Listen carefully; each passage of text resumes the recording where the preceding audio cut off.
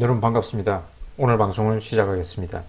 오늘 방송할 내용은 주식 투자에 꼭 필요한 간단한 산수에 대해서 알아보도록 하겠습니다. 댓글에 간단한 누적 수익률이나 CAGR, 연복리 수익률이죠. 이런 거 구하는 방법을 물어보는 사람들이 많네요. 단순한 사칙 연산 정도만 할 줄 아시면 됩니다. 누적 수익률과 CAGR, Compound Annual Growth Rate라 그랬죠. 연평균 성장률, 연복리 수익률이라고 생각하시면 됩니다. 누적 수익률, CAGR은 이제 댓글에 이런 질문이 많은데, 복리 수익을 얻기 위해서는 매매를 계속 해야 되느냐, 추가 돈을 계속 투입해야 되느냐, 라고 질문을 하는 사람들이 많은데, 매매를 자주 하든 그냥 사고 가만 내버려 두든 이건 거치식이죠, 그죠? 상관없습니다. 조금 이따 설명할게요. 그리고 MDD는 Maximum Drawdown이라고 그래요. 전고점 대비 최대 낙폭입니다. 이 MDD를 구하는 공식은 이렇습니다. 최대 낙폭 구간의 최저점 가격 나누기 전고점의 가격 빼기를 하시면 돼요. 그래프를 보고 한번 설명해 볼까요? 자, 이 그래프에서 자산 변화가 이제 이렇게 쭉 되는데, $10,000에서 25만 1,600달러가 됐는데, 요 그래프에서 최대 낙폭 구간이 어디일까요? 요 구간이죠. 그죠? 요 구간. 그래서 이 MDD를 구하려면 요 값 보이시죠? 61850 나누기 요 값 보이시죠? 전고점의 최고점. 전고점의 자산 가격 269222 보이시죠? 요 값 나누기 요 값 빼기를 하시면 돼요. 오케이. 자, 정리됐죠? 자, 그래서 주식 100% 포지션을 갖고 하면 이 MDD가 큽니다. 그죠? 10년 주기로 MDD 반토막 50%, 마이너스 50%는 각오하셔야 돼요. 그래서 MDD를 낮추기 위해서는 자산 배분을 한다든가, 주식 채권 자산 배분을 한다든가, 안 그러면 모멘텀 전략으로 상승장에서는 주식을 보유하고 하락장에서는 현금이나 채권을 보유하는 모멘텀 전략을 고려해 보셔야 돼요. 자, 그리고 이제 누적 수익률 구하는 부분, 현재 자산 나누기 과거 자산 빼기를 하시면 됩니다. 그리고 백분율을 구하고자 하면 곱하기 100 하면 백분율 나오겠죠. 그죠? 또는 이제 주식의 가격으로 누적 수익률을 구하고 싶다. 현재 애플 주가의 누적 수익률을 구하고 싶다. 그러면 애플의 현재 가격 나누기 10년 전 과거 가격 빼기를 하시면 돼요. 자, 그리고 이제 CAGR은 이제 여러분이 가장 많이 궁금해하는 CAGR은, 자, 매매를 자주 하든 사고 가만 내버려두든 상관없습니다. 연평균 수익률, 그러니까 10년 동안 누적 수익률이 요만큼 됐으면 1년 동안 내 자산은 연평균 얼마나 성장했을까? 그게 CAGR 연복리 수익률입니다. 자, 현재 자산 나누기 과거 자산, 이 꺽쇠는 엑스포넨셜 거듭제곱 지수함수라 그랬죠.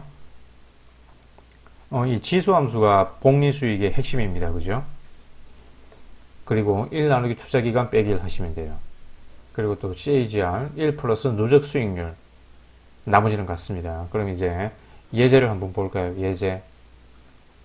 자, $10,000로 10년간 투자했는데 총 자산이 이제 $100,000가 됐어요. 10배가 됐네요. 그죠? 누적 수익률과 CAGR은 얼마인가? 현재 자산이 $100,000죠? 그리고 옛날 과거 자산, 초기의 자산은 $10,000입니다. 그죠? $100,000 나누기 $10,000 빼기를 하면 9가 되거든요. 100분율로 변환하면 900%가 됐습니다. 900%. 자, 정리됐죠? 10년 동안 10배가 됐습니다. 10년 동안 10배. 그러면 이제 CAGR은 $100,000 나누기 $10,000 엑스포넨셜 1 나누기 10 빼기를 하시면 0.2589, 연복리 수익률은 25.89%예요. 자, 이걸 연평균 수익률이라고 그래서 이렇게 계산하면 안 되겠죠. 자, 10년 동안 누적 수익률이 900%니까 나누기 10년, 그래서 9%, 90% 이렇게 계산하시면 안 돼요. 그거는 그냥 산술평균이죠. 산술평균. 이 CAGR을 구하기 위해서는, 연평균 성장률을 구하기 위해서는 거듭제곱을 해줘야죠. 거듭제곱을 해주셔야 됩니다. 자, 오케이. 자, 정리됐죠? 또는 이제 CAGR은 누적 수익률 1 플러스 누적 수익률 1 플러스 9, 그리고 엑셀 창에서는 그냥 900%로 계산해 주셔도 됩니다. 1 플러스 9의 엑스포넨셜, 나머지는 똑같습니다. 그죠? 그래서 CAGR 연평균 수익률은 25.89. 자, 산술 평균에서 90%가 아닙니다. 그리고 이제 애플 주가가 과거에 이제 100달러에서 10년 뒤 이제 300달러가 됐습니다. 애플의 누적 수익률과 CAGR은 역시 똑같습니다. 계산하는 방식은 엑셀 창에 그대로 넣으시면 돼요. 실제로 한번 해볼까요? 시간 관계상 안 하겠습니다. 여러분이 한번 직접 해보세요.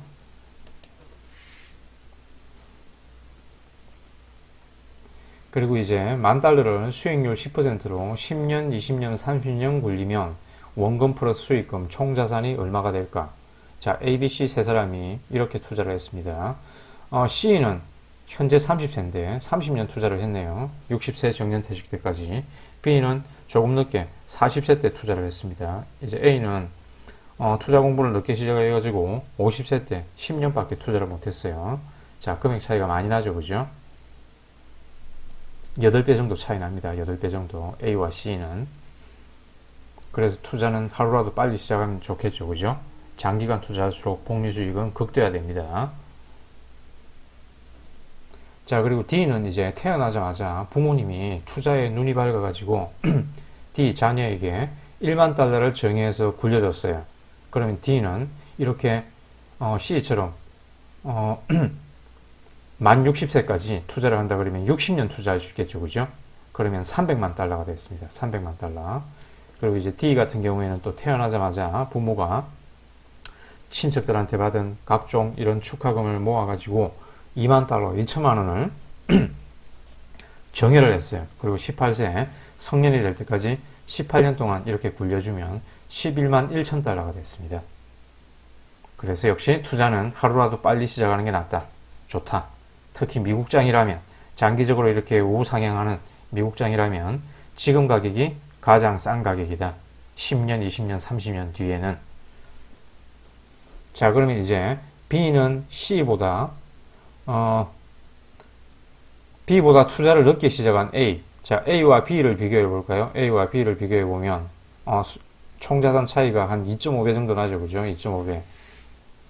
그래서 A는 B를 따라잡기 위하여 연평균 수익률, 자, A가 요만큼 벌기 위해서는 10년이나 늦은 A가 B를 따라잡기 위해서 요만큼 벌기 위해서는 수익률을 21%로 올리는 고위험 투자를 하거나 투자 원금을 아니면 $26,000로 2,600배 정액해야 돼요.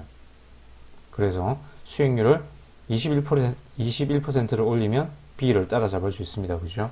아니면 최초 투자 자금을 $10,000가 아니라 $26,000를 투자하면 B를 따라잡을 수 있습니다. 자, 수익률을 21%로 올리기 위해서는 워렌 버핏급의 투자의 고수가 돼야 됩니다. 그죠? 워렌 버핏이 지난 50년 동안 연평균 수익률이 21% 됐거든요. 하지만 이 연평균 수익률 21%도 워렌 버핏은 생애 초반에 거의 거둔 수익률이에요. 생애 후반 1990년대 이후에는 연평균 수익률이 이거보다 못하는 날이 더 많습니다. 그죠? 그리고 최근 10년 동안은 버커셔 해서웨이의 연평균 수익률이 약 4% 정도밖에 안 됐죠. 그죠? S&P 500도 이기지 못했어요. 자, 그리고 C보다 이제 20년 늦게 시작한 A. 20년 차이 납니다. 그죠? C를 따라잡기 위해 이제 연평균 수익률 33%로 올리는 이런 불가능한 투자를 해야 하거나, 이건 불가능합니다. 개인이 절대로 이렇게 장기간 33% 수익률을 거두는 이런 개인은 없습니다. 없어요. 딱 한 사람 워렌 버핏이 있는데 그것도 생애 초반에 올린 수익률이지 생애 후반 때는 S&P 500도 거의 이기지 못했습니다. 그리고 투자 자금을 $67,000, $10,000가 아니라 6.7배 정액해야 이렇게 C를 따라잡을 수 있습니다. 그래서 초기 시작, 장기간 투자의 위력을 다시 한번 실감할 수 있겠죠. 자, 그러면 주식이 장기 투자가 좋은 것은 알겠는데 장기 투자한다고 꼭 수익이 난다고 보장할 수 있나요? 물론 없죠. 하지만 아무튼 우리는 과거 모델을 기준으로 어떤 수학적 통계 모델을 따라서 투자를 할 수밖에 없습니다. 그죠? 그래서 전 세계 시장에 비추어 봤을 때, 자, 보유기간에 따른 주식 수익률과 채권 수익률, 그 CAGR입니다. 이 사람의 책에서 참조했습니다. 김진영 주식 투자의 심리학. 자, 보유기간 1년, 5년, 10년, 20년, 그리고 주식 수익률, 채권 수익률. 자, 주식은 최저에서 최고 수익률이 어떻게 될 수 있느냐? 전 세계 시장 기준입니다. 물론 우리나라도 포함돼요. 1년 보유하면 최저 수익률은 마이너스 36%에서 최고 수익률 66%를 기대할 수 있습니다. 채권은 이렇고요.